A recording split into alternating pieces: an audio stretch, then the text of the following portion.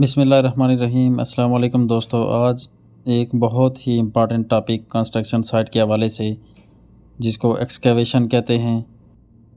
Excavation किसी भी construction site की बहुत अहम एक्टिविटी होती है और एक्सकेवेशन के दौरान भी बहुत से हज़ार्ड्स और रिस्क होते हैं और इसके बाद भी हज़ार्ड्स और रिस्क होते हैं।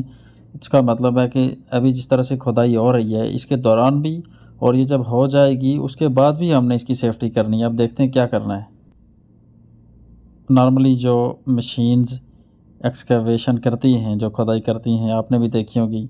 एक ये हो गई एक्सकवेटर भी कहते हैं इसको, बैको भी कहते हैं, अरबी में बोकलेन कहते हैं। फिर एक छोटी होती है बैको लोडर भी इसको कहते हैं। इसके ऊपर अक्सर जेसीबी लिखा होता है तो लोग इसका नाम जेसीबी कहते हैं। जेसीबी एक कंपनी है जो मशीनें बनाती है और जेसीबी ने ये जो मशीन बनाई है इसका नाम है बैको लोडर, खाली बैको। इसको भी खाली बैको भी कहते हैं। दूसरी पहले वाली बड़ी को भी बैको भी कहते हैं, लेकिन इनका अलग अलग जो नाम है उसका एक्सकावेटर और इसका बैको लोडर असल नाम है।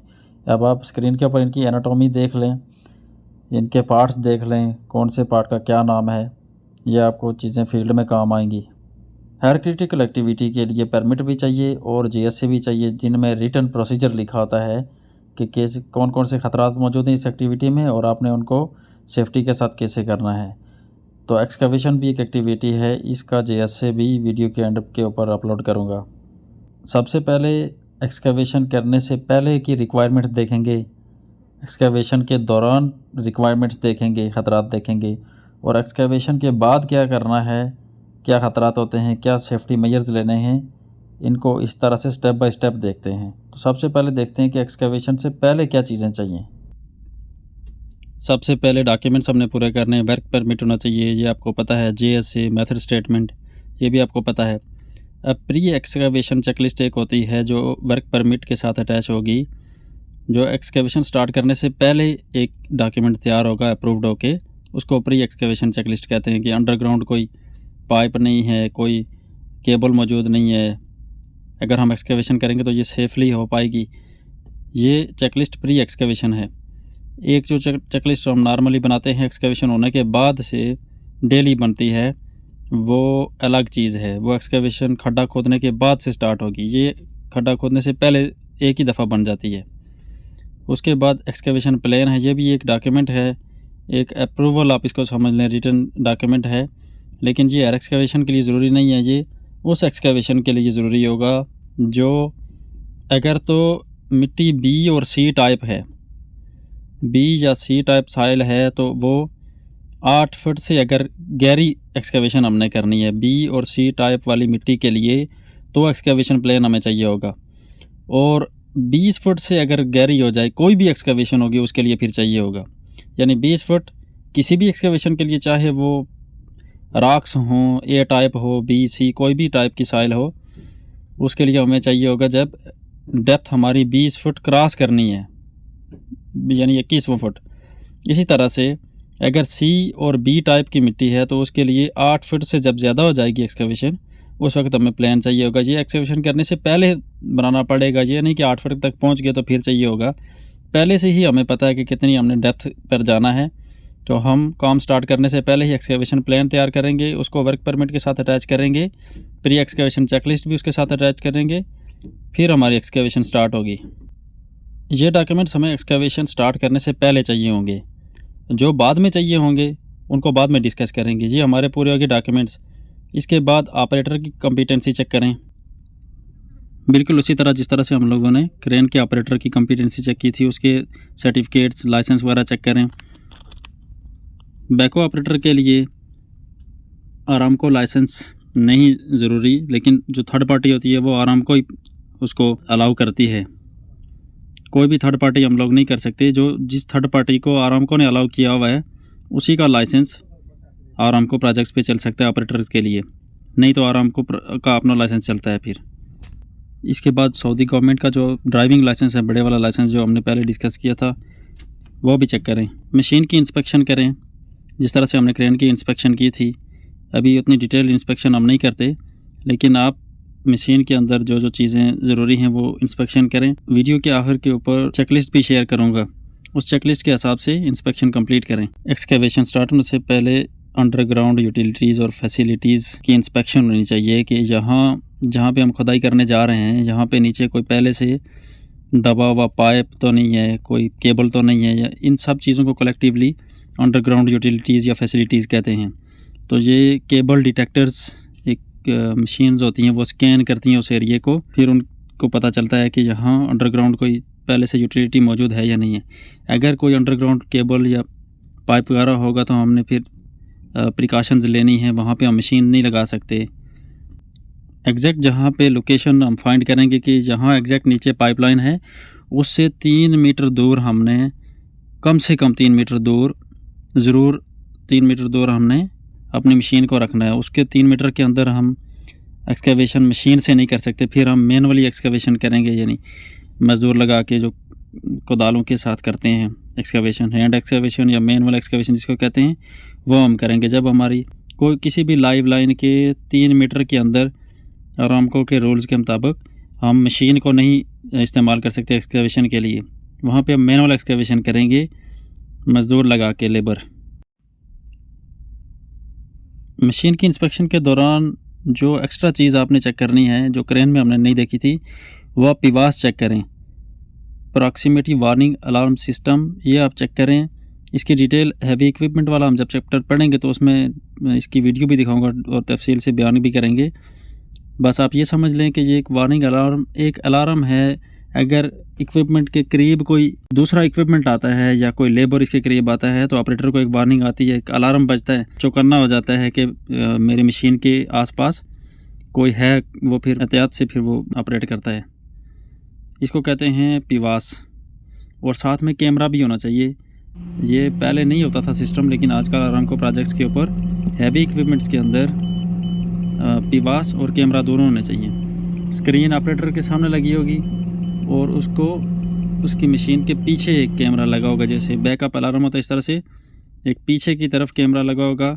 कहीं कहीं आगे भी कैमरा ज़रूरी हो गया है क्योंकि जो ऊंची मशीनें हैं वो ऑपरेटर्स एकदम नीचे नहीं देख सकते आगे, तो आगे भी कहीं कुछ मशीनों के लिए ज़रूरी हो गया है, लेकिन पीछे वाला तो बहुत ही ज़रूरी है, वह शोरत कम से कम होना चाहिए। इसके अलावा एक ट्रेंड फायर वॉच भी रखें, फायर एक्सटिंग्विशर की इंस्पेक्शन करें, फ्लैगमैन भी रखें।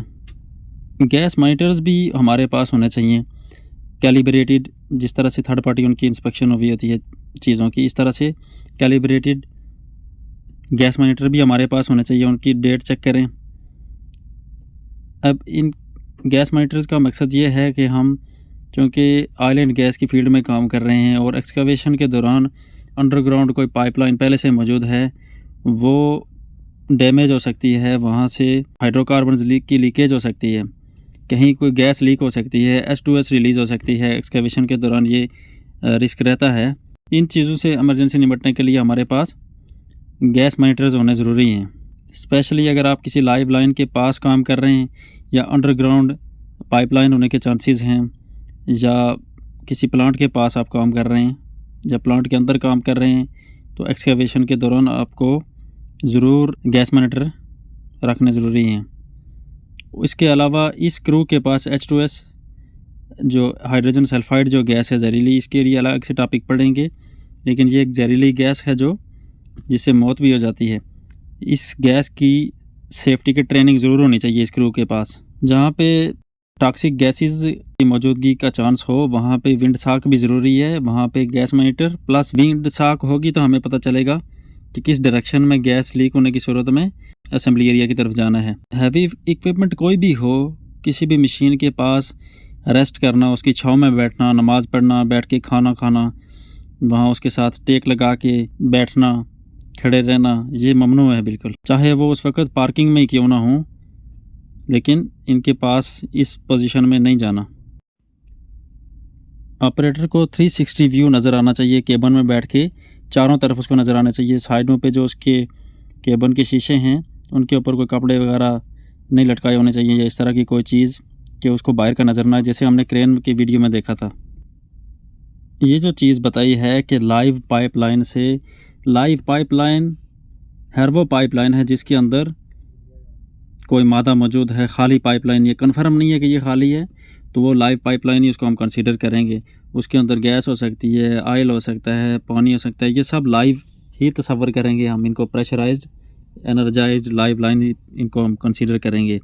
जिस तरह से बिजली की तारों में अगर बिजली मौजूद है, उसकी आइसोलेशन नहीं हुई, लॉकआउट टैगआउट नहीं किया हुआ, तो उसको हम लाइव लाइन समझते हैं, लाइव लाइन, लाइव इक्विपमेंट या लाइव लाइन। इसी तरह से पाइपलाइन के अंदर भी, पाइप्स के अंदर अगर प्रेशराइज्ड पाइप हैं, उनके अंदर ऑयल या गैस या जो भी है वो प्रेशराइज्ड या एनर्जाइज्ड भी कह सकते हैं इनको, प्रेशराइज्ड भी कह सकते हैं, या लाइव लाइंस इनको कहते हैं। तो इनसे एक तो इक्विपमेंट को दूर रखना 3 मीटर। ये उस सूरत में होगा कि अगर आपके पास आरामको परमिट है, लेकिन अगर आरामको परमिट नहीं है तो फिर तो 23 मीटर के रेडियस के अंदर आना ही नहीं है लाइव लाइन से। फिर तो आप इंटरनल परमिट के साथ काम कर सकते हैं, वो भी 23 मीटर दूर रह के, क्योंकि लाइव एरिए से वेल हेड हो गया, लाइव पाइपलाइन हो गई, इनके 23 मीटर के अंदर रिस्ट्रिक्टेड एरिया है आरामको के रूल्स के मुताबिक। इनके 23 मीटर के अंदर हम उसी वक्त काम कर सकते हैं जब हमारे पास आरामको का वर्क परमिट होगा। अगर नहीं तो इससे 23 मीटर बाहर कंपनी का अपना परमिट ही चलेगा, जिसको इंटरनल परमिट कहते हैं। वो भी आरामको ने ही अप्रूव किया होता है, आरामको ने अलाउ किया होता है कि आप इंटरनल परमिट यूज़ कर सकते हैं। नहीं तो हर एरिया के लिए आरामको प्रोजेक्ट्स के ऊपर फिर हमें आरामको परमिट ही चाहिए होगा।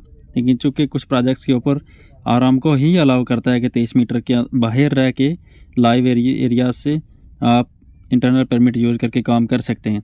उस परमिट की भी इंस्पेक्शन, उसका सुपरविजन सारी आरामको के अंडर ही होती है। आरामको जब आए उसको चेक कर सकता है, उसको रिजेक्ट कर सकता है, सारे इख्तियारात आरामको के पास होते हैं। लेकिन हम व्यक्ति तौर पे इंटरनल परमिट रिसीवर, जो कि इंटरनल कार्ड भी लेके कंपनी का इंटरनल परमिट ले सकता है, और इशूअर भी इंटरनल होता है, सारा सिस्टम इंटरनली चल रहा होता है। लेकिन इसकी वेरिफिकेशन, इसको रिजेक्ट करना, इसको पास करना, ये सारे इख्तियारात आरामको के पास ही होते हैं। लेकिन कहने का मतलब ये है कि अगर हमने आरामको का परमिट ले भी लिया, 23 मीटर के अंदर आ भी गए, फिर भी हमने एक्सकेवेटिंग जो इक्विपमेंट हैं हमारे पास, जो जिस मशीन से हमने खुदाई करनी है, फिर भी हमने लाइव लाइन से 3 मीटर दूर ही रहना है। और हमको परमिट होने के बाद भी 3 मीटर के अंदर हमने खुदाई करनी है, तो कैसे करेंगे? मैनुअली करेंगे, मजदूर लगा के।